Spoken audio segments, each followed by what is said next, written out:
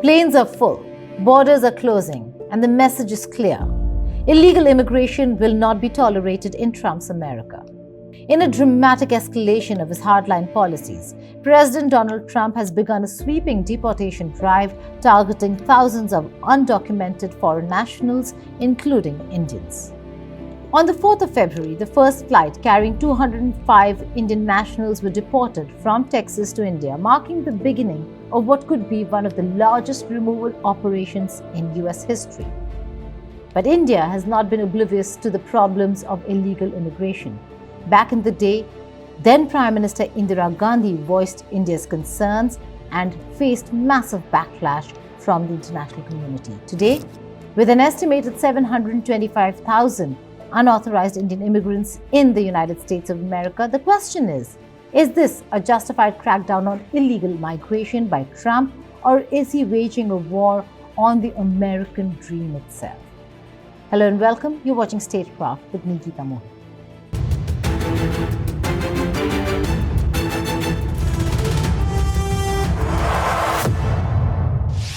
Illegal immigration is not just an American problem. India has been dealing with it for decades. The roots of this issue go all the way back to 1971, when the Bangladesh Liberation War sent approximately 10 million refugees pouring into India. Indira Gandhi, then Prime Minister, took them in out of humanitarian necessity, but also recognized that this influx wasn't just an accident. It was a crisis exacerbated by Pakistan's internal turmoil, now spilling into India. It's really difficult to say, but as you know and as you must have realized since you're here, that this whole situation has posed a very, very heavy burden on us. And no matter what happens there, I think we're in for very great difficulty. We already have over 1 million refugees who've crossed the border. And it's upset the economy of the area, the political life. It's just upset things completely. And we don't want to be saddled with these people for good. It's all right, we're willing to help out to keep them while their lives and their homes are in danger. But we think they should go back after it's all over. Well, what would they go back to, though? What if Pakistan were still, if West Pakistan were still occupying or being difficult to East Pakistan? It has to be worked out somehow. Yes. Because we certainly can't afford to add to our population. Now, one small town, the population of which is 7,000, 4 days ago, they had 60,000 refugees. So you can understand that all schools, hospitals, shops, everything was occupied. They just didn't know where they were. Do you think that these events make long-term peaceful arrangements between India and Pakistan more difficult than they were before Bangladesh happened? Well, this certainly is. The fighting there and the manner in which the government of Pakistan has handled this whole situation is certainly jeopardizing peace in this area. The situation runs a parallel to Trump's immigration policies, which have led to an increase in the number of detention centers in the United States of America, aiming to hold as many undocumented migrants as possible until they are processed for deportation. Some might say, hey, at least these are regulated facilities. Others would argue they're overcrowded warehouses of human misery. But India isn't exactly a stranger to this concept. Assam has its own detention centers, which operate under the Foreigners Act of 1946. The largest one in Golpara is designed to hold around 3,000 detainees. Like their American counterparts, these centers are meant to detain illegal immigrants awaiting deportation. Supreme Court of India is now turning up the heat on the center and on Assam government, demanding concrete numbers on illegal foreigners, detainees, and deportations. The court has slammed authorities for failing to act on deportations for over a decade, letting detainees rot in facilities that aren't quite jails, but definitely aren't five-star accommodations either. Coming back to the United States, for thousands of Indian nationals, the American dream has ended in shackles and deportation. Many had built lives, started families, and worked tirelessly in hope of securing a future in the United States. Now, they're returning to a homeland they left behind some decades ago with no prospects and uncertain futures. Among them are young students who arrived in America for education, only to be caught in the web of immigration crackdowns. Some had overstayed their visas, others fell into legal limbo, unable to adjust their status. For families split apart by deportation, the pain is immeasurable. Politically, the impact is undeniable. Trump's tough immigration stance resonates with his voter base, but it also triggers backlash from progressive lawmakers and immigrant communities. In India, the optics are complicated. While New Delhi has cooperated with Washington, it cannot ignore the growing concern over the treatment of Indian nationals.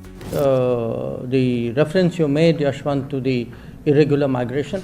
Yes, we had a discussion on a range of issues, and one of the issues which came up was actually mobility of people.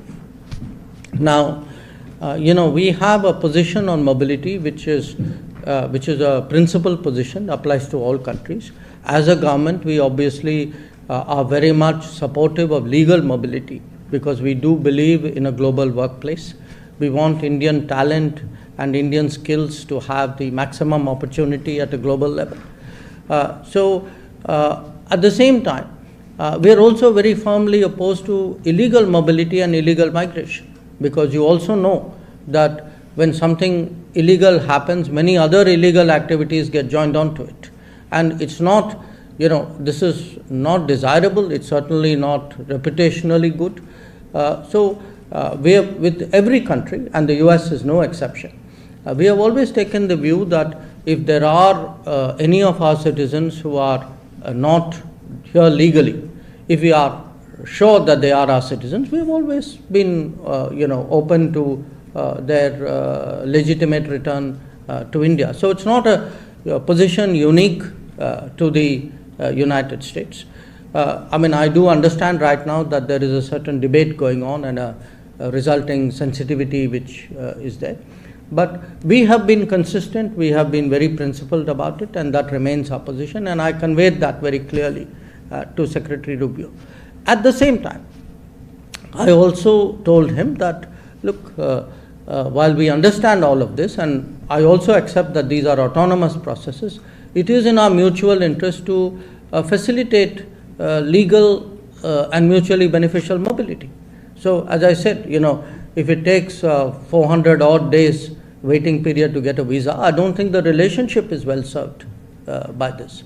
So I think he also noted that point. So let us see how we take that forward. But while I've seen some numbers, and I'm moving now to Lalit's question here, I've seen some numbers. I caution you about them because for us a number is operative when we can actually validate the fact that the individual concerned is of Indian origin.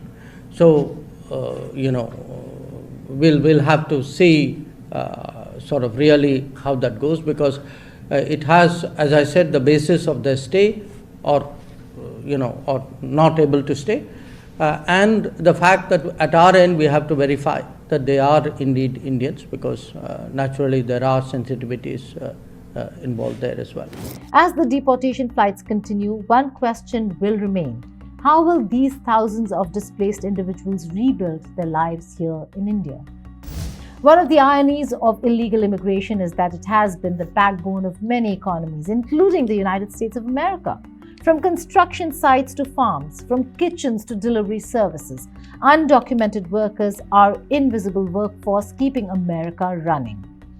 Trump came with the promise of providing jobs. Now that Trump is deporting thousands of immigrants, will American citizens step in to take those jobs? Will we see suburban dads trading their golf clubs for farming tools? Or hedge fund analysts deciding they'd rather pick strawberries in California than stare at Excel sheets all day? The truth is, many of these jobs are grueling, underpaid, and undesirable for most American workers. But if the workforce shrinks due to mass deportations, industries could face serious labor shortages. Meanwhile, as Trump rounds up illegal immigrants, US Secretary of State Marco Rubio is engaging Latin America and has been busy striking a deal with El Salvador. First, obviously, he continues with full cooperation on the returning of Salvadorians who find themselves illegally in the United States and welcome them back home. And that's already existing, and that will continue. But second, he has agreed to accept for deportation any illegal alien in the United States who is a criminal from any nationality, be they MS-13 or Tren de Aragua, and house them in his jails. And third, he has offered to house in his jails dangerous American criminals in custody in our country, including those of U.S. citizenship and legal residence. The technologies, like nuclear energy, that will allow you to power a 21st century economy, that will allow this to be the home of every advanced technology and industry of this new era. During his recent visit, he announced that President Nayib Bukele has agreed to accept deportees from the US, including violent criminals who are American citizens, and placing them in Salvadoran prisons. Under this agreement, El Salvador not only will take back its own deported nationals, but also house non-Salvadorian migrants who violated US immigration laws. This is an unprecedented move that has sparked both applause and outrage. For Trump, it's a political win, outsourcing America's immigration problem while strengthening ties with a key Central American ally. For human rights activists, it's a nightmare in the making.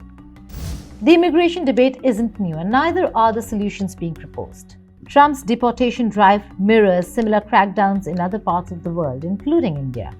But history shows us that simply deporting people doesn't fix the root causes of illegal immigration.